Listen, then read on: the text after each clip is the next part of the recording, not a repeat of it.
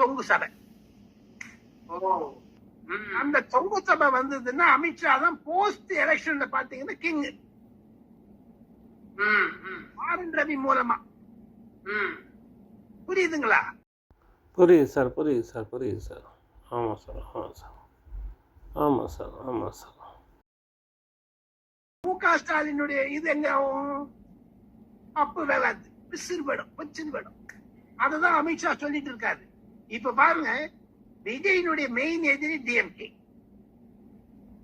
Edappadi Palaniswami main எதிரி DMK, பாஜக main எதிரி டிஎம்கே, சீமான் மெயின் எதிரி டிஎம்கே, பாட்டாளி மக்கள் கட்சி அன்புமணி ராமதாஸ் மெயின் எதிரி டிஎம்கே, பிரேமலதா ஏடிஎம்கே, டிஎம்கே. அப்படி போயிட்டீங்கன்னா எல்லாரும் சொல்றாங்க எல்லாரும் எதிர்கட்சி பிளவுபட்டது திமுக சாதகம். அது இல்லைங்கிற நானு.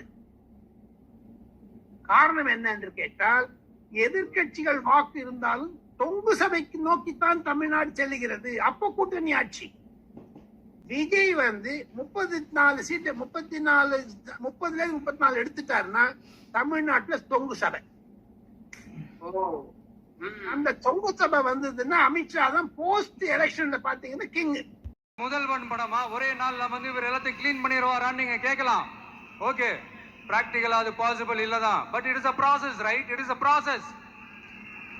இப்படி எதுக்குமே ஆசைப்படாத ஒருத்தன் அரசியலுக்கு வர்றான் அப்படின்னா, அவன் கண்ணு முன்னாடி ஏதாவது ஒரு தப்பு நடக்குது அப்படின்னா, அவன் கண்ணு முன்னாடி ஏதாவது இந்த மாதிரி ஒரு ஊழல் நடக்குது அப்படின்னா, அதை பார்த்துக்கிட்டு அவன் சும்மா இருப்பான்னு நினைக்கிறீங்க?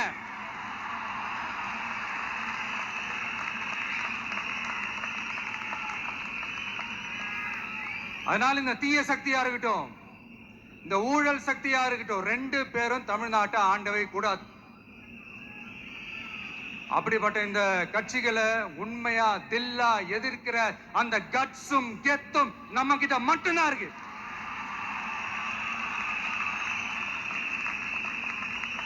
அதனால நீங்க என்ன